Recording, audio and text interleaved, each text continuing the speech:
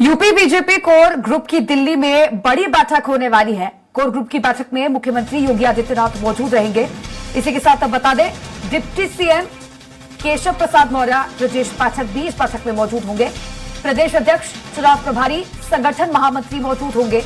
उत्तर प्रदेश की बची हुई सीटों को लेकर इस बैठक में मंथन किया जाएगा। जेपी नड्डा, गृह मंत्री अमित शाह भी इस बैठक में मौजूद होंगे। कोर ग्रुप की बैठक के बाद चुनाव समिति की बैठक भी संभव है। सीईसी की बैठक में पीएम मोदी उम्मीदवारों पर अंतिम मुहर लगाएंगे।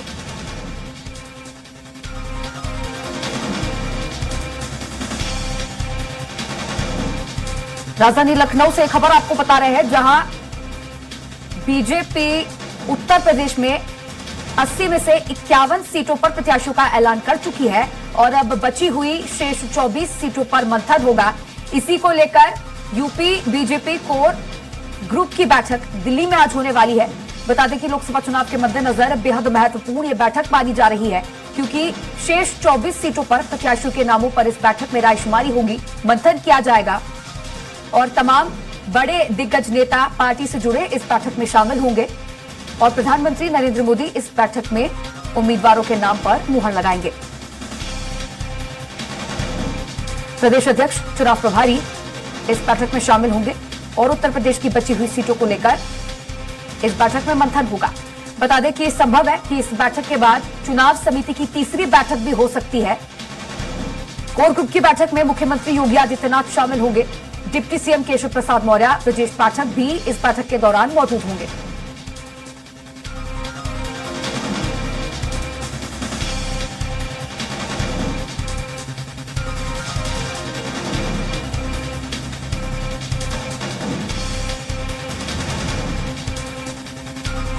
अब इसी खबर पर ज्यादा चर्चा करने के लिए संवाददाता घनश्याम लाइव जुड़ चुके हैं। घनश्याम, बीजेपी उत्तर प्रदेश में 51 सीटों पर प्रत्याशियों का ऐलान कर चुकी है और आज यूपी बीजेपी कोर कमेटी की बैठक, बची हुई सीटों पर मंथन होगा।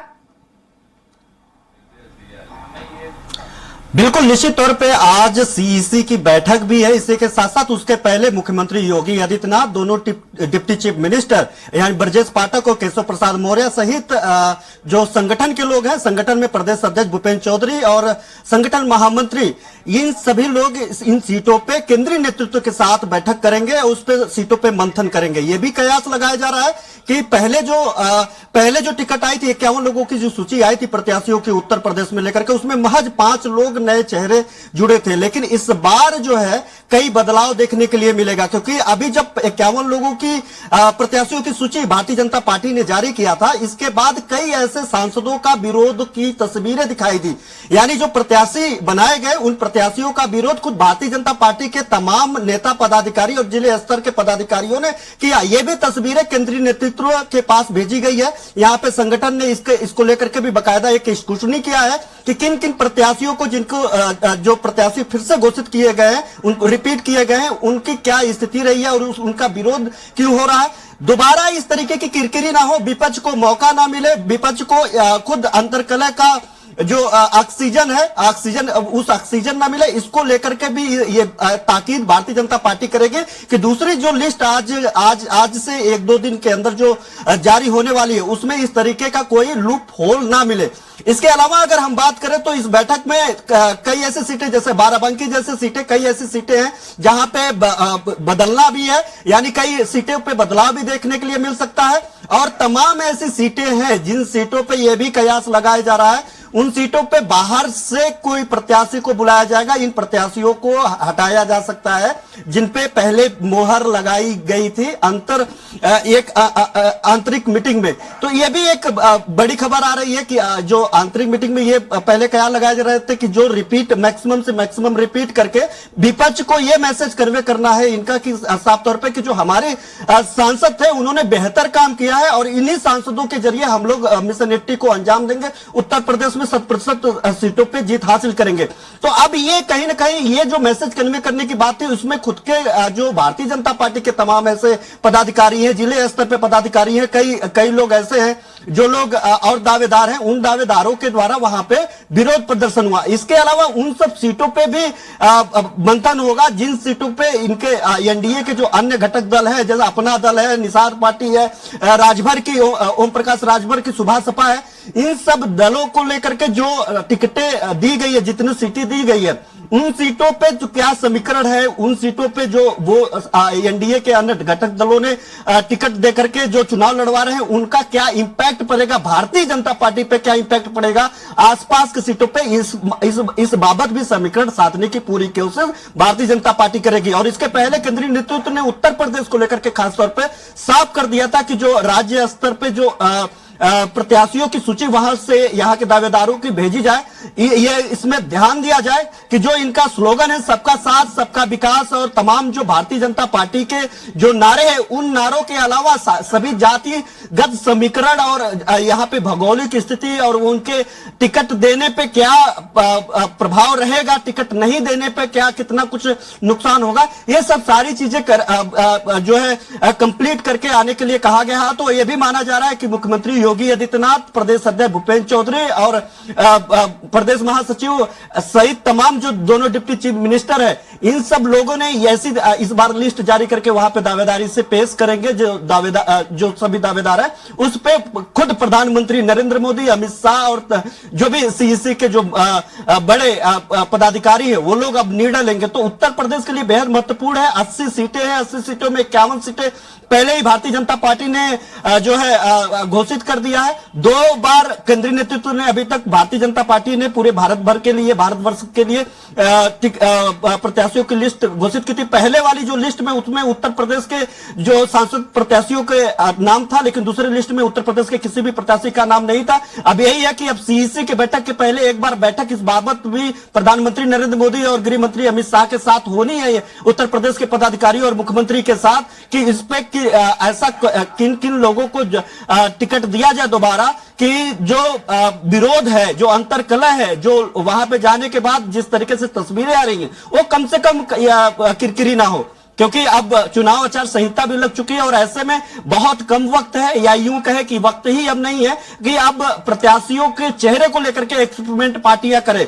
लेकिन इसके इतर भारतीय जनता पार्टी के लिए यह बड़ा सुखद है कि जो मुख्य विपक्षी दल है, चाहे समाजवादी पार्टी, इंडिया गठबंधन कह सकते हैं, 17 सीटें इंडिया गठबंधन के मार्फत कांग्रेस को मिली है, और रायबरेली जैसे सीट में जो उसके परंपरागत सीट मानी जाती है, वहां तक अभी तक प्रत्याशी नहीं घोषित किए जा सके हैं। तो ऐसे में यहां पे कहीं ना कहीं 20 पड़ रही है भारतीय जनता पार्टी। तो उसके लिए थोड़ा सा सुखद है कि अन्य जो दल है वो भी फूंक फूंक करके कदम रख रहे हैं। तो भारतीय जनता पार्टी भी अब इस बाबत फूंक फूंक के कदम रखने के लिए तैयार है, क्योंकि अगर मायावती बसपा को देखा जाए, मायावती साफ तौर पर इस बाबत वो मौन धारण की हुई है लोकसभा चुनाव को लेकर के, हर चुनाव के, आम चुनाव के अपेक्षा, क्योंकि उनको लग रहा है कि पहले भारतीय जनता पार्टी के प्रत्याशी का घोषणा हो, इंडिया गठबंधन के प्रत्याशियों को घोषणा हो, फिर जो जाति समीकरण पड़ेगा कि किस जाति के प्रत्याशी को उतारने से उनको फायदा होगा, बसपा को फायदा होगा, इसलिए बसपा काफी धीरे चल रही है और वो अकेला चलो रास्ते पे है। वो अभी तक महज 14 लोगों का 80 सीटों पे अगर बात करें तो 14 प्रत्याशियों का नाम की असहमति दी है, वो भी अभी तक आधिकारिक तौर पर घोषणा नहीं किया है। तो अगर देखा जाए तो उत्तर प्रदेश को लेकर के जितनी भी दल है, भारतीय जनता पार्टी, कांग्रेस, समाजवादी पार्टी, बसपा, चाहे अन्य घटक दल हैं, इन लोगों के छोटे छोटे जो इनके सहयोगी दल है, इन दलों, ये जो दल है पहले आप के चक्कर में है कि अगर पहले प्रत्याशी वो लोग उतारेंगे तो क्या जाति समीकरण बनेगा, उस जाति समीकरण के अनुसार ये लोग अपना प्रत्याशी घोषित करेंगे। और यही कारण है कि पहला जो है लिस्ट जारी होने के बाद भारतीय जनता पार्टी भी दूसरी लिस्ट अभी तक जारी नहीं की है। अब आज से मंथन होगा, क्योंकि बहुत वक्त लगाएंगे तो प्रत्याशियों को तैयारी करने के लिए, प्रत्याशियों को लोगों के बीच में जाने के लिए कहीं समस्या होगी। और भारतीय जनता पार्टी एक ऐसी पार्टी है कि जो पहले से कतई नहीं बताती है कि हाँ आप तैयारी करें फिर हम आप ही को टिकट देंगे, अभी घोषणा नहीं करेंगे, क्योंकि वहां पे पूरी तरीके से कुछ भी बातें लूप होल वहां पे नहीं होती है। लोगों को उनको इसकी अंदेशा भी नहीं होता है कि टिकट मिलेगा भी कि नहीं मिलेगा, ऐन वक्त पे काट दिया जाएगा या फिर रिपीट कर दिए जाएंगे। तो ऐसे में भारतीय जनता पार्टी के लिए यहाँ पे थोड़ा सा यहाँ पे सोचने वाली बात होगी कि उनको थोड़ा सा वक्त ज्यादा मिले ताकि वो बेहतर परफॉर्मेंस के लिए लोगों के बीच में जा सके। लेकिन जिस तरीके से लगातार कई तस्वीरें जिलों से आ रही है टिसा की, उनका विरोध हो रहा है, अंतर्कलह जो मची है, इसको लेकर के भी इस बाबत भी भारतीय जनता पार्टी इस बार लिस्ट में वो तस्वीर भी दिखाई देगी ताकि जो बचे हुए जो 29 सीटें हैं उन सीटों पे कम से कम बेहतर ऐसी तस्वीरें सामने आए प्रत्याशियों की जो ये इन सब चीजों से बचा जा सके। जी टीसा। जी घनश्याम, ये तमाम तरीके की बातें तो ध्यान में रखी जाएंगी, लेकिन इससे पहले जो आपने रायबरेली सीट का जिक्र किया था, इस परंपरागत सीट जो कांग्रेस की है, यहां से सोनिया गांधी ने चुनाव लड़ने से इस बार इनकार कर दिया है। तो यहां पर बीजेपी अब और मजबूत स्थिति में नजर आ रही है और चर्चा ये भी है, कयास लगाए जा रहे हैं कि इस सीट से शायद इस बार बीजेपी किसी केंद्रीय मंत्री को टिकट दे सकती है। बिल्कुल, अगर उस सीट के बारे में बात करें तो सोनिया गांधी एकलौता ऐसा सीट था जो पिछले चुनाव में कांग्रेस के खाते में गई थी। लेकिन अब वो भी सीट जो है उस सीट से सोनिया गांधी जाकर के राजस्थान से राज्यसभा के लिए चले गए, उन्होंने वहां से चुनाव लड़ने से मना कर दिया। राहुल गांधी वायनाड जा चुके हैं, उन्होंने वायनाड से लड़ने की घोषणा कर दी है। इस बार वो 2 सीटों से चुनाव नहीं लड़ेंगे और लगातार जिस तरीके से देखा जाए स्मृति ईरानी लगातार उनको चैलेंज भी कर रही हैं, उनको बुला रही हैं कि आप आइए, हम आपके खिलाफ चुनाव लड़ना चाहते हैं। लेकिन कांग्रेस को भी पता है कि वो इस परिस्थिति में, जिस परिस्थिति में यहाँ पे उत्तर प्रदेश में शून्य नगण्य के समान वो पहुंच गई है, ना यहाँ पे बेहतर संगठन है, ना ही यहाँ पे ऐसे प्रत्याशी हैं जिन प्रत्याशियों के सहारे यहाँ कांग्रेस की नैया पार लगा पाए। तो कांग्रेस परिवार, मतलब कह सकते हैं कि गांधी परिवार के जरिए यहाँ पे नैया पार लगाने की कवायद में लगे हुए हैं। तो उस कवायद में भी जो 2 बड़े चेहरे थे, सोनिया गांधी, राहुल गांधी, वो उत्तर प्रदेश से पहले ही जा चुके हैं। पहले चुनाव में तो हार ही चुके हैं, अब दूसरे चुनाव में वो वायनाड चले गए। अब तीसरी की बात करें तो तीसरे चुनाव में भी वायनाड का उन्होंने रुख अख्तियार कर लिया। तो कांग्रेस यहाँ पे बड़े हाशिए पे दिखाई दे रही है। सवाल पक्ष यानी दूसरे जो दल हैं वो लोग भी उठा रहे हैं इस बाबत। जो इंडिया गठबंधन के अगर देखा जाए सबसे बड़ा चेहरा उत्तर प्रदेश में अखिलेश यादव भी इसमें बोलने के लिए तैयार नहीं है, क्योंकि इसका खामियाजा, इसका नुकसान कांग्रेस पार्टी को होना तय है, ये तो साफ है। तो यहाँ पे भारतीय जनता पार्टी अब इस सीट को भी हथियाने के लिए कोई कोर कसर छोड़ना नहीं चाहती। यही कारण है कि अब वहां के लिए भी पूरा स्ट्रेटेजी प्लान करना शुरू कर दिए हैं और ठीक उसी प्रकार से स्ट्रेटेजी प्लान किया जा रहा है जिस तरीके से स्मृति ईरानी ने 2014 में शुरू किया था और 2019 में सफलता हासिल किया था। जी घनश्याम, तो कुल मिलाकर उत्तर प्रदेश की अगर 80 लोकसभा सीटों की बात कर ले तो यहां पर मुकाबला त्रिकोणीय रहने वाला है, बेहद टक्कर का। बीजेपी अपने और घटक दलों के साथ, वहीं दूसरी ओर बसपा और तीसरी ओर कांग्रेस और सपा का गठबंधन। क्या लगता है, क्या कुछ राजनीतिक समीकरण इस बार के चुनाव में बनते नजर आ सकते हैं? देखिए टिसा, यहाँ पे त्रिकोणीय मुकाबला होगा कि नहीं होगा ये तो ऐन वक्त पे पता चलेगा। क्योंकि देखिए अगर लोकसभा चुनाव की बात करें पिछले 3 बार से 14, 19 और अब 24, अगर अब तक बात करें तो यहाँ पे त्रिकोणीय रहा नहीं, एक तरफा रहा है। चाहे वो मोदी लहर की बात कर ले, अगर इस शब्द का प्रयोग कर सकते हैं तो कर सकते हैं, राम लहर की बात कर ले, या फिर दूसरे कार्यकाल में एक बार और मोदी सरकार करके जो स्लोगन था, तो यहाँ पे त्रिकोणीय जैसा मुकाबला नहीं था। जो पहले की अगर बात करें 10 सीटें सपा और बसपा एक साथ मिलकर के चुनाव लड़े थे तो 5 सीटें ही समाजवादी पार्टी के खाते में गई थी। बाद में 2 सीटें तो आप लोगों ने देखा कि उपचुनाव में फिर भारतीय जनता पार्टी ने हथिया लिया, और आजमगढ़ और रामपुर जैसी सीटें। और इसमें बसपा को काफी ज्यादा फायदा मिला था, पूरे 10 सीटें समाजवादी पार्टी के साथ लड़ करके चुनाव में वो 10 सीटें लाई थी। यहाँ तब भी त्रिकोणीय नहीं था, 2 पक्ष में थे, एक सपा गठबंधन, सपा बसपा गठबंधन, और दूसरा भारतीय जनता पार्टी एनडीए गठबंधन, जिसमें 2 सीटें अपना दल को मिला था, 1 सीटें अन्य दल को मिला था, 2-3 सीटें मिली थी। बाकी 64 सीटों पे भारतीय जनता पार्टी का एक छत्र राज था उत्तर प्रदेश के 80 सीटों पे। तो अगर देखा जाए तो तब भी त्रिकोणीय नहीं था। पिछले अगर 2-3 चुनाव को देखा जाए तो इस बार भी ये माना जा रहा है कि ये जो लड़ाई है समाजवादी पार्टी के गठबंधन यानी इंडी गठबंधन और भारतीय जनता पार्टी के गठबंधन के बीच में होगा। अब बसपा इस बीच उस समीकरण को कैसे भेद पाती है, समाजवादी पार्टी गठबंधन और भारतीय जनता पार्टी के प्रत्याशियों के अपेक्षा किस तरीके की चेहरे को ला रही है। लेकिन अगर देखा जाए 14 में 5 ब्राह्मणों को उसने टिकट दिया है और जो ये सोशल इंजीनियरिंग का एक्सपेरिमेंट 2007 से पहले बसपा करती आ रही है, अब वो टिकट घोषणा करने में वो उस सोशल इंजीनियरिंग का प्रयोग कर रही है।